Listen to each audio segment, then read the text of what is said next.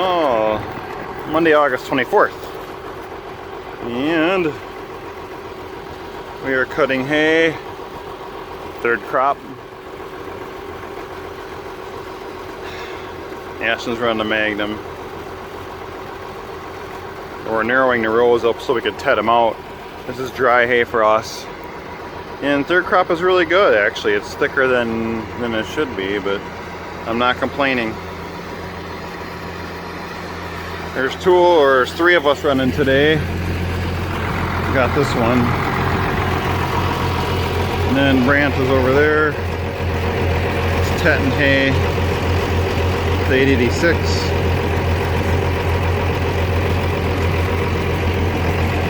He's giving her.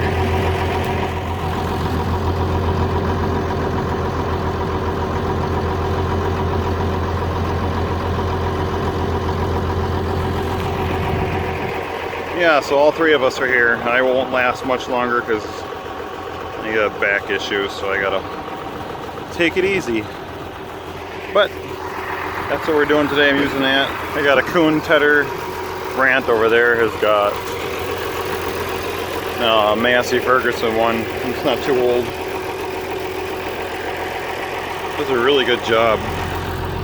It's even better when you windrow and narrow with a haybine, because the tedder does a lot better job. Found that out. So yeah.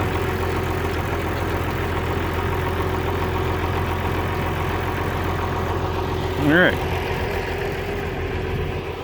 65-acre field. And he's probably got another, I don't know, hour and some before he's done with that strip of hay, and then he can take over the tedder. But for now, this is my baby. So, I'm sure everybody else is making videos too, so it looks darker in here than it's supposed to be, but anyway, I'll get back to her. Catch you later. Here we are today. Got baling going on that side of the field. Kind of fuzzy, I know. 65 acres. Skews the sunlight. And then we got raking on this side of the field.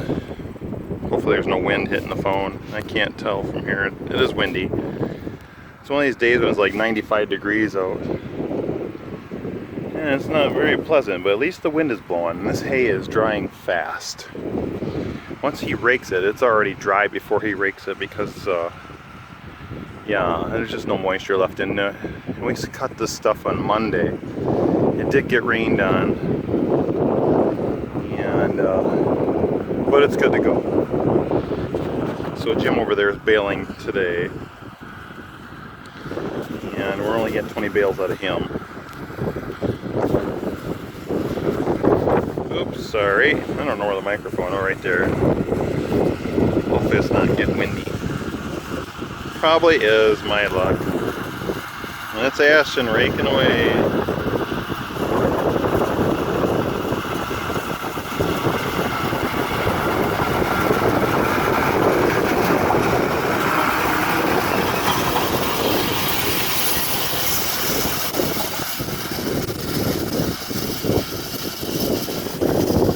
Sorry for the wind, but if you don't know, he is going probably in like high third, low throttle.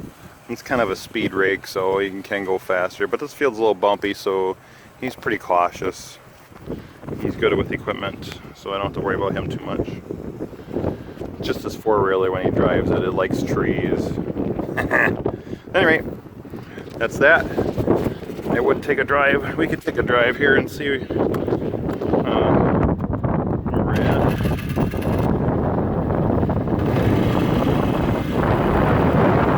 Yeah, 65 acres. Stuff is dry. He's only got like, I don't know, 2 passes there, maybe 3.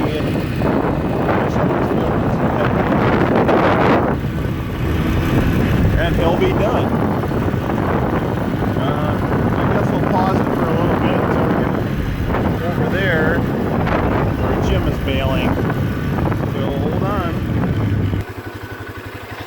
Oh yeah, we have to make a slight detour, so of course I'm out here. I'm gonna pick up some rocks. I got some rocks. I found some rocks. The Discbine does not like rocks. These are just little ones that the rake brought up. Throw them in the field and in the woods here. This one's a little heavier.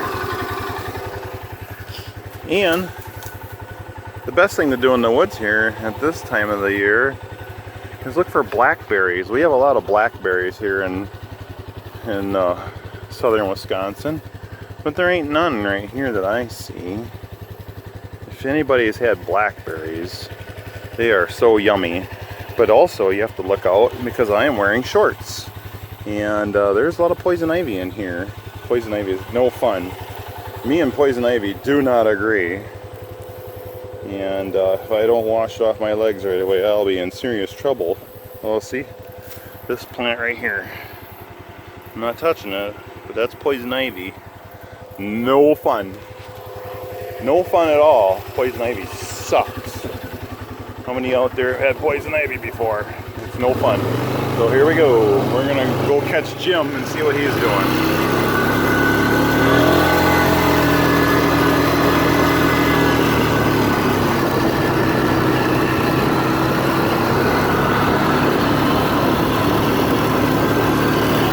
Well, at least we got some shade over here anyway.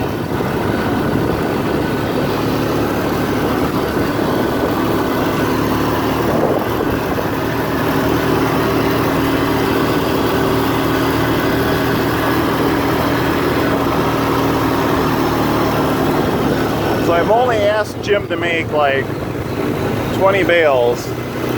We have almost 100 of them left over from last year, but we don't need them all.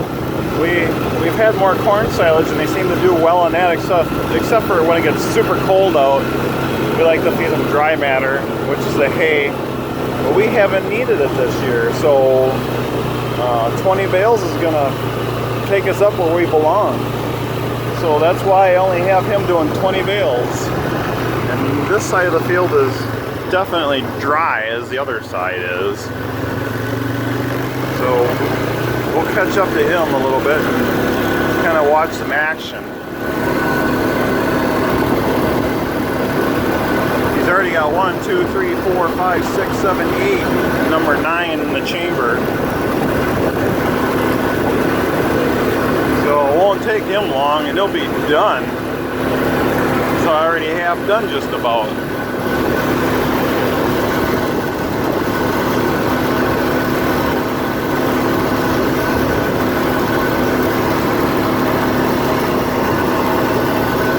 Almost there.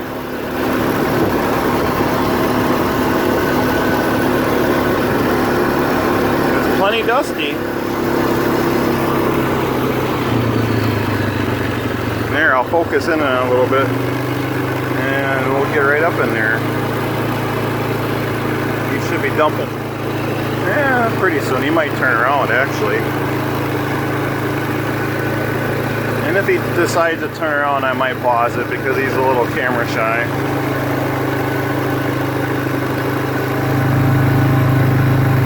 So we're making a 4x5 round bale. The other guy comes in here and bales it for the horses is making 5x6s.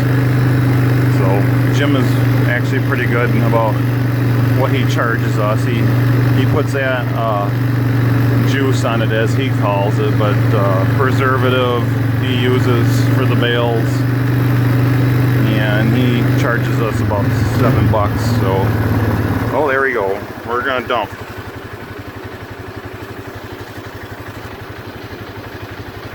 So he's wrapping the bale, and we dump. There we go. You can kind of see the inside of that thing. And that's that. Oh, this stupid Polaris. Alright. Got it checked out. Alrighty. So me and Dad are getting after manure hauling right now.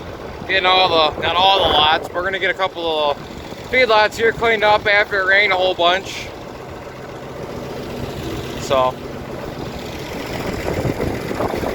we got the heavy rain almost a week ago, I think. we're just finally getting to it since it finally dried up enough where we can haul the manure where we need to haul it to, which is back, way back over there. Not way back, but back over there is a big pile we have that collects over the summer. Then we'll haul it out either in the winter, fall, winter, or spring. Most likely the spring is when we'll get to it. So we're gonna do this side, that side. I would like to go over there and do that in the feedlot there, but I don't know if we'll get to it or not. As you can tell, it's fairly windy out today. So my main reason for wanting to get this cleaned up is I don't like dirty cattle. The calves, cattle, whatever, they'll come in here, they'll lay down, and then they'll get all dirty, and then people just they'll complain about it since they're by the road. They'll say, oh, you abuse your cattle, you don't feed them right, they don't have a nice spot to lay down in. Well, yeah, so we like to keep it clean in here so that doesn't happen. Because Grandpa wasn't the best at keeping up with manure hauling. So we used to get quite a bit of complaints. Even when we did clean it out, we still got a lot of complaints. But yeah. Well, we've added more concrete in here in the past couple years. This here never used to be here up until 2018 we built it. Same with that side over there. To retire that old bunk there, which you had to open the gate here, push all the cattle out here, shut that little red gate there. Feed. We didn't feed with a skid steer back when we had dairy cows. Grandpa fed with a loader tractor, 560 loader tractor. I never seen him feed cattle with a skid steer up until he couldn't get on the 560. So yeah, that's what we're up to today. We got the New Holland 195 crab spreader, which needs some TLC. 1256, which needs some TLC. It's not leaking too bad right now. It's leaking, but not as bad as what it usually does. I don't know if that's a good thing or not. I checked the dipstick and it has it's close to the full mark. Nowhere near the low mark, so we're good for today, hopefully. So yeah, I'm gonna let you guys go until something else happens.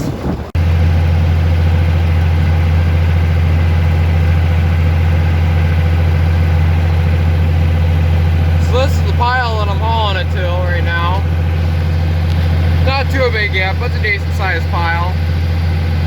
This is where we haul all of our manure over the summer. We haven't hauled any manure on hay ground for a few years.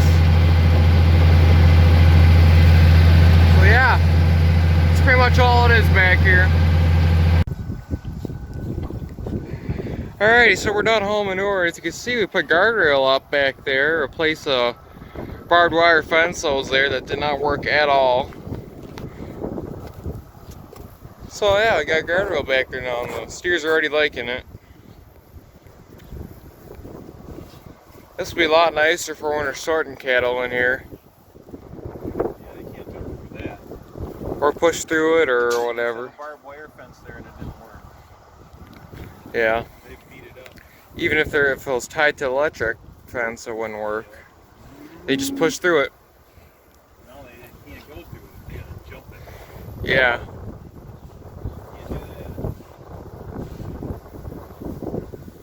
Looking good. It took us a couple hours.